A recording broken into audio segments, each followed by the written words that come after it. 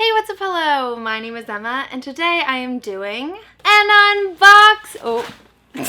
unboxing. So sometimes when I get a large number of book packages all at one time, I think to myself, well, I'm going to be opening these anyways, and for some very bizarre reason, people really enjoy watching me open boxes of books. Okay, like in all seriousness though, I honestly don't know why people like my unboxing so much. Like, I'm so grateful that you do, and I enjoy making them myself, but it's just peculiar to me how they've become like a large part of my channel, and they were never intended to be. So if you are somebody that really does like my unboxings and maybe has been watching them for many years, I would love to know what it is you like about them. But because so many of you enjoy them, I figure why not film an unboxing. So today I'm going to be opening a variety of different book packages that I have accumulated. I definitely have a couple packages of books that I have bought myself. I have some packages that were sent to me for free from either like a publisher or a book company. And as it is September and it's back to school season, I will also be showing the textbooks I got for this semester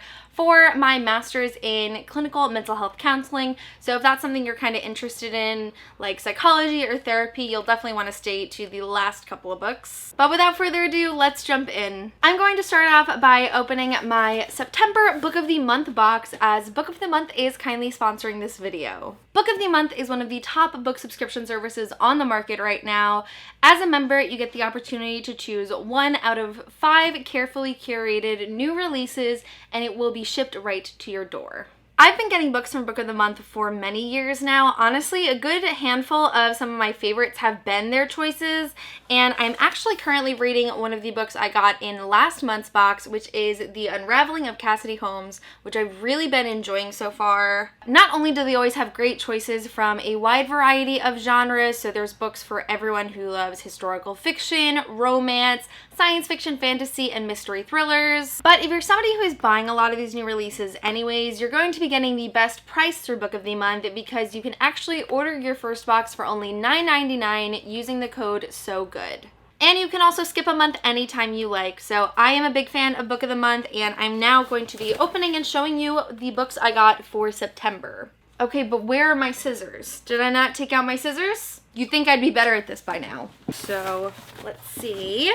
First up, I have The Last Story of Mina Lee by Nancy Joyoon Kim, and this is a debut novel about a mother-daughter pair who are immigrants from Korea, and in the present, the daughter finds out that her mother has suspiciously died, so she is trying to find out what happened, and the other part of the story is told from the mother's lens as she falls in love for the first time. This one sounds exactly like the adult fiction I like to read. Then I have Winter Counts by David Heska Wanabli Wyden. This one sounds very unique. It follows a Native American man who is becoming a kind of vigilante while trying to protect his reservation from drug cartels, but also dealing with a council who is kind of raising new questions about money and power. Seems like a twisted thriller with some exciting indigenous rep. Next I have Transcendent Kingdom by Ya Gyasi, who is the author of Homegoing, which I know is a really popular novel. And I'm also really interested in this one as it follows a PhD candidate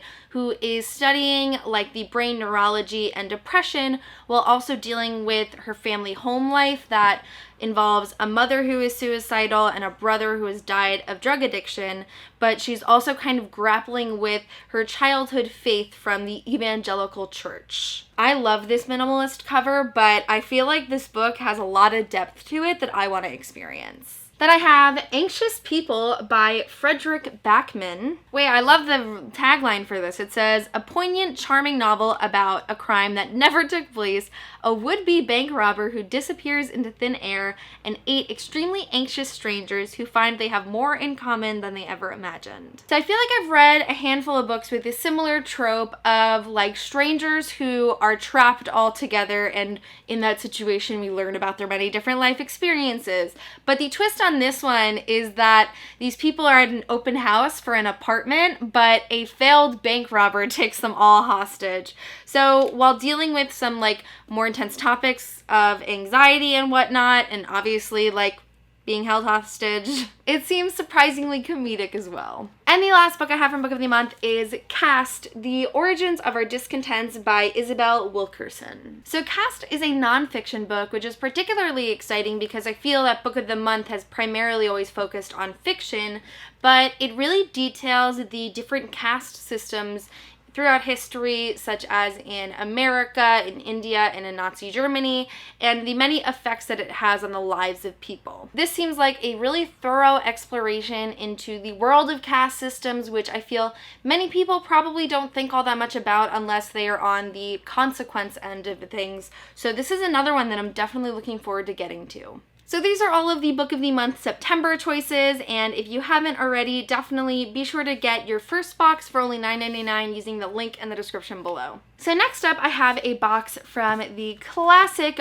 Barnes & Noble. I believe that I bought this box because I was just in a mood where I was like, I feel like I haven't bought a book in some time and I would like a new book. And I unhauled a ton of books recently, so I got rid of stuff that I either didn't like or books that I didn't feel that I was going to read. So it means more space for new books that I am excited about. For someone who does a lot of unboxings, I am crap at opening these boxes. First up, I bought one of my most anticipated books for the rest of 2020, and that is Queen of Vault by Amanda Foody. This is the third book in the Shadow Games series. You may have heard me talk about it as Ace of Shades, and it is one of my favorite YA fantasies. So End's only lead is a young crime lord who is currently having his own difficult time as there's a Ponzi scheme that's gone very badly.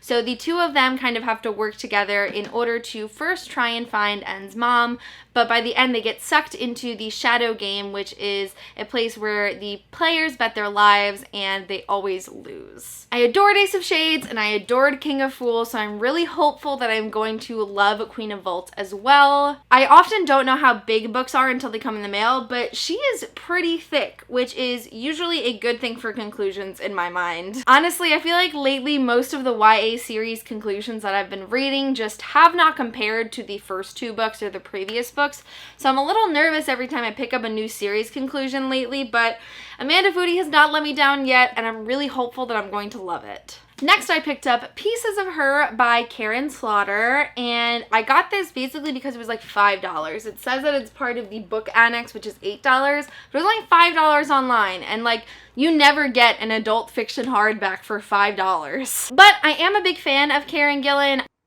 Did I really just say Karen Gillan as if this is like 2014 and I'm watching Doctor Who? The amount of times I am like holding the book and say the author or the series name wrong is ridiculous.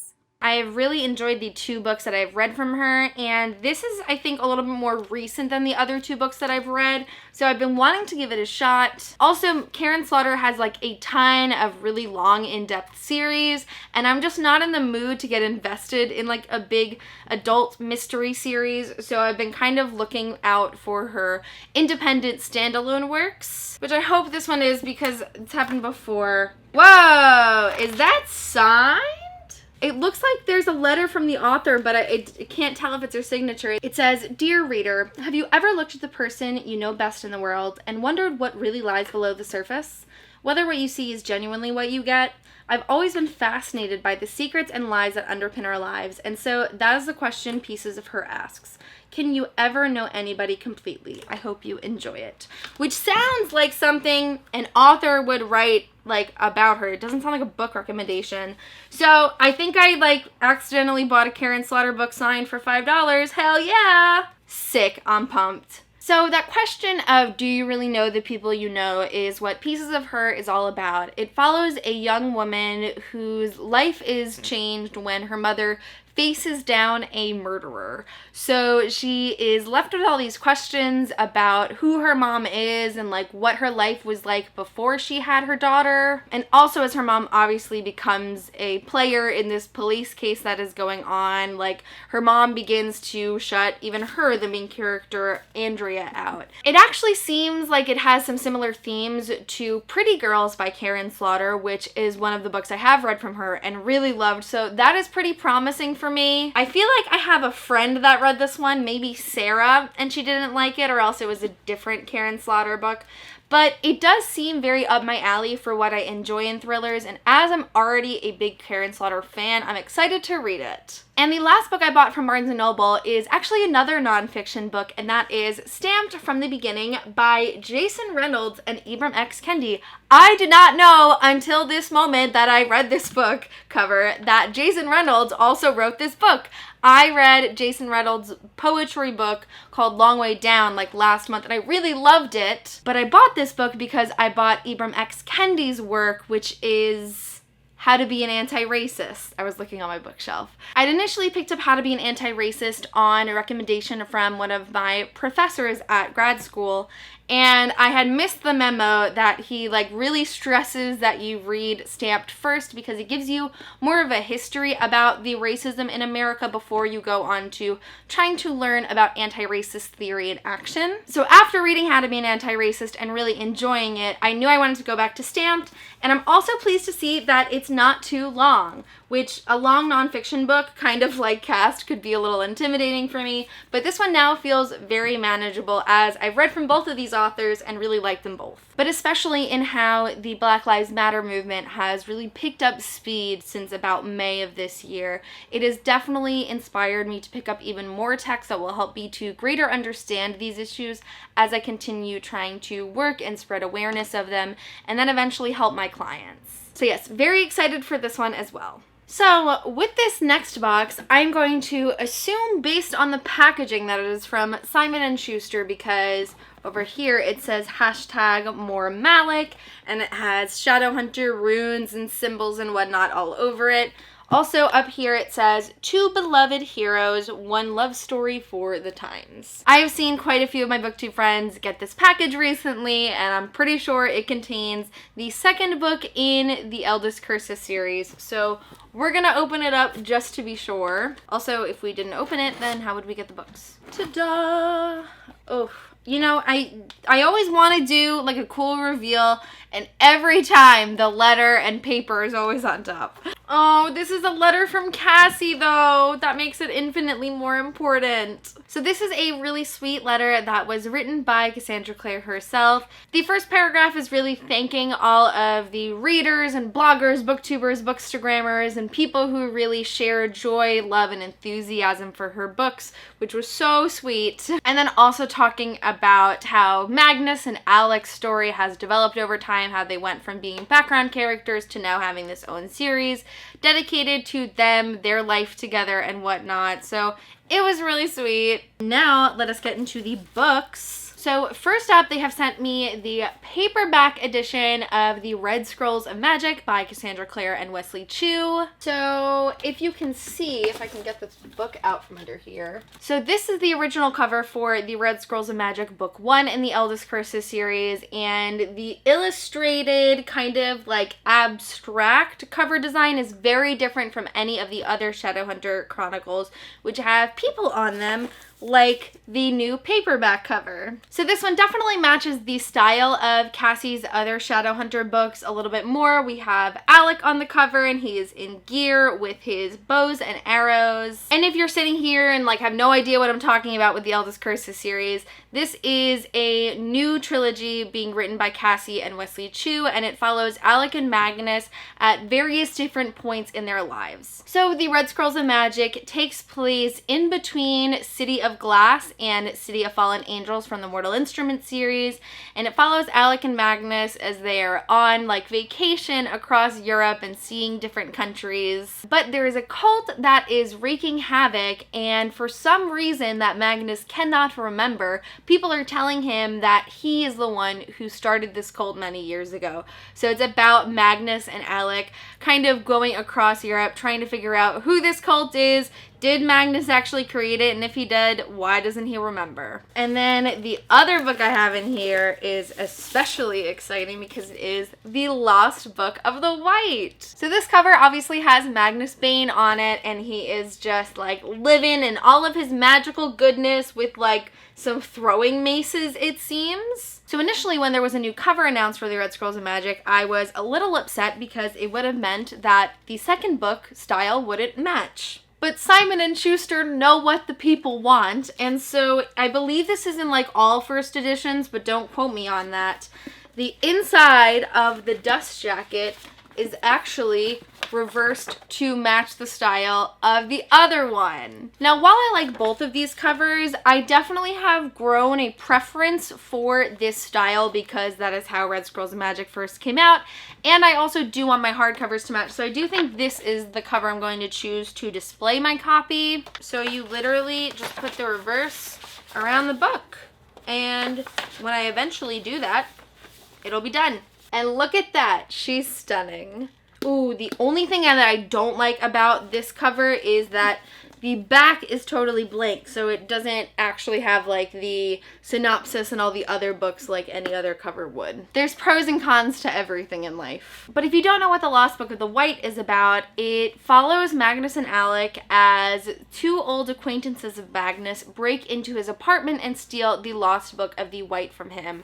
So Magnus, Alec, and the whole TMI gang have to go to Shanghai in order to retrieve it, and also Magnus has been stabbed with a magical weapon that has created a glowing wound that they need to heal. The Lost Book of the White takes place after the end of Tales from the Shadowhunter Academy, so there's a big break between the Red Scrolls of Magic, and it's like not a continuous story, it's its own new plot. I am really excited to read The Lost Book of the White. It is definitely one now that I'm gonna have to bump up on my TBR and give it a go really soon. My favorite thing about the Red Scrolls of Magic was just the way that they were really able to capture the feeling of the Mortal Instruments world, which had been so long since we had been in it. So I'm really excited to read it, and I hope I enjoy it. So next I have this package from HarperCollins, and honestly, I don't know what's inside. That is the perk of me doing these like unplanned unboxings, is that I don't know what's inside much of the time that I'm being sent stuff from publishers. So it is a surprise.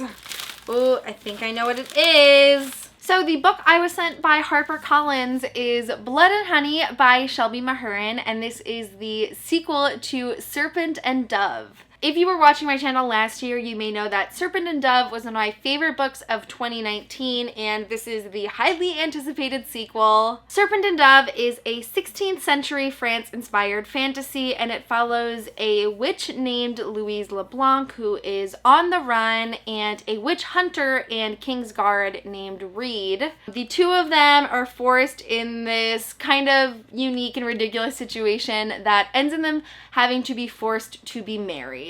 We love a fake marriage plotline. And so Reed obviously doesn't know that Lou is a witch, and it is just calamity and hilarity and action and adventure, and I adored it. I loved the writing in Serpent and Dove. I adored the characters. Like Louise LeBlanc is an all-time favorite YA character for me. I want to be her and I want to date her. The struggle is so real. And my other favorite thing about Serpent and Dove is that the magic system was really unique. It's very complex and I couldn't explain it all right now, but essentially like using magic has a cost.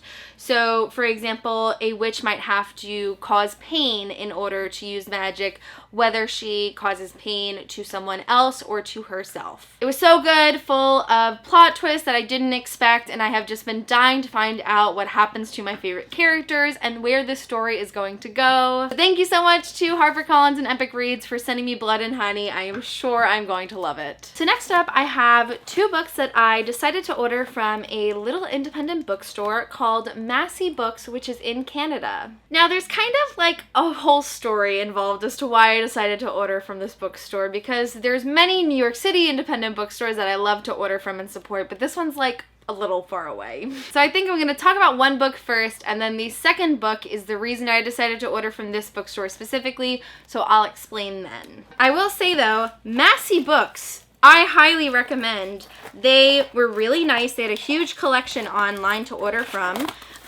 They had free shipping to the United States if I spent like $50, which is why I bought this second book. And also, I hadn't like heard anything about my package in a while, so I emailed them and they got back to me right away with like tracking information and everything I needed. So shout out Massey Books. I would definitely consider ordering from them again, and you should too. So the first book I ordered is Such a Fun Age by Kylie Reed. And again, the reason I ordered this is because I was on their website. I saw that they had free shipping if I bought one other book, and I'd been wanting this one anyways. Aw, they sent me a cute little bookmark. I save all my bookmarks from bookstores that I go to or order from, so I'm very excited about that. Now, I gotta be honest, I literally did not know what this book was about until I just read the synopsis, but it had always been pitched to me as the theme of it is really performative activism. I knew some part of the story would explore white people doing things under the guise of allyship to Black folk,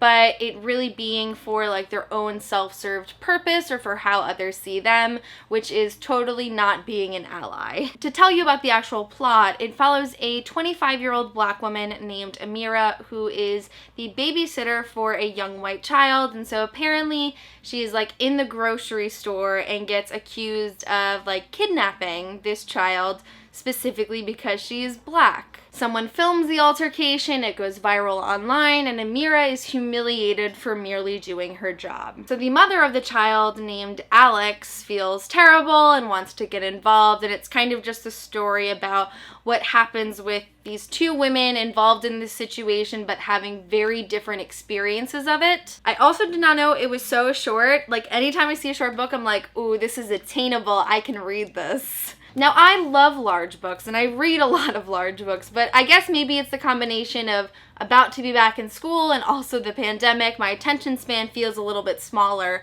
so shorter books seem to be good for me. I have heard rave reviews of Such a Fun Age. It sounds like a really profound read, and I'm very excited to read it. And the other book I ordered from Massey Books is Midnight Sun by Stephenie Meyer. Now, you're probably thinking, Emma, Midnight Sun is like the most popular book in America right now. Why did you buy it in Canada? I'm gonna put it here right now because she's heavy. So, if you had been a part of the book community during the time that Midnight Sun was starting to release, you've probably heard some discussion about Twilight, Stephenie Meyer, racism, and the treatment of Black and Indigenous people in her stories. Obviously, that discussion has been going on since Twilight was first published back in like 2006, and so if you're interested in finding out more information about those discussions, I'll try and link some in the description. So as someone who was a huge Twihard in my youth, and it was a large part of my identity for a really long time, hearing all these discussions made me feel very uncomfortable around the release of Midnight Sun because I knew I wanted to read it and I wanted to continue to be a part of this fandom, but parts of it have also really hurt people, and that's valid. I knew if I was going to be true to my personal wants and desires, I was going to buy and read Midnight Sun. So the first thing I really wanted to do was give back directly to the Quileute tribe, which is the Native American tribe featured in Twilight. They are currently running a project called Move to Higher Ground because where their community is located, they are in a tsunami zone, so they are at total risk for their people and their possessions and their entire lives and communities being destroyed. So if you are interested in helping them achieve their goal of relocating to a place where they feel safe, which is something I feel everyone is deserving of, I will leave links to the Move to Higher Ground website down below. But I also really wanted to go one step further, and this felt like a really great opportunity to order a book from an Indigenous bookstore. And unfortunately, I found very few, or at least there were very few that I had the option to like order online and ship to my house from. I could only find 2 in all of America. I literally would have bought from anywhere in America, but I could only find 2 like outwardly spoken Indigenous owned bookstores, and unfortunately neither of them were stocking Midnight Sun, which like may be telling, I don't know.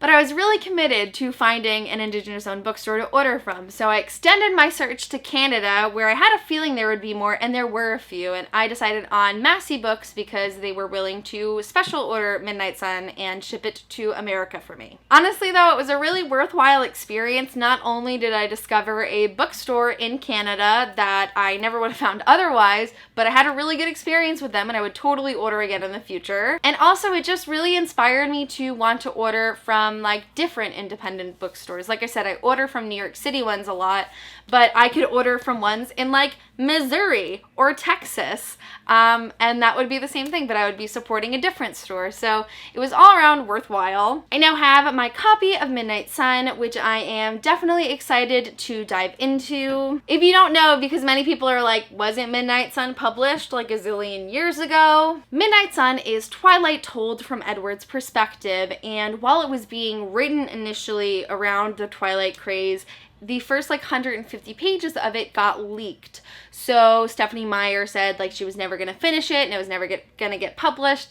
And then all of a sudden, Midnight Sun was just coming. So yeah, as a former Twihard and someone who really loved Twilight over the years, I've definitely been excited to get this book that felt like so lost to me for so many years. I'm also going to be reading Midnight Sun with like a very new perspective. The 2 times that I had read Twilight, I was a teenager, so now I'm reading it as an adult. So I definitely think I'm going to view the story a little bit differently, but I think that's a good thing as we grow as readers. But also I'm really excited to just be back in a world that I loved so much when I was younger. That's kind of my favorite thing about going into these prequels and sequels that get released much later. Like, sometimes the story is a little disappointing, but if it can capture the emotions and the atmosphere of that initial story I loved so much, it's a worthwhile read for me. So, not sure how I feel about Midnight Sun yet, but I'm excited to give it a chance. And last but not least, I want to show you the textbooks I am going to be using for this fall semester. First up, I have a box from Amazon. So first up, I have Assessment and Counseling 6th edition by Dr. Danica G. Hayes.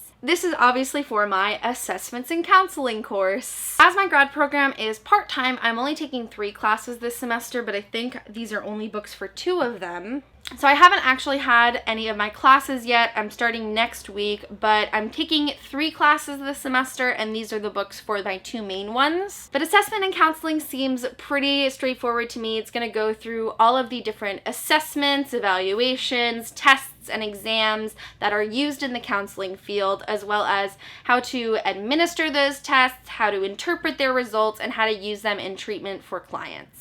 Honestly, I'm not really worried about this class too much because in my undergrad for psychology, I had another whole class dedicated to psychological assessments and looking at some of the topics on our syllabus. These are all things that I've definitely learned already. Obviously, it will be in much greater depth at the graduate level, and all of this information will be applied specifically to how I will use it in counseling, but I at least have a general familiarity with the course content, which is good. There's lots of different types of assessment and counseling. For example, substance abuse and mental health assessment, intelligence assessments, ability and aptitude testing, career and life planning, personality assessments, communication assessments. This definitely will not be the most entertaining of my classes that I've learned, but I think I will do pretty well. And so next I have this giant box that I got from Chegg, and I'm very confused as to why it is such a big box because I know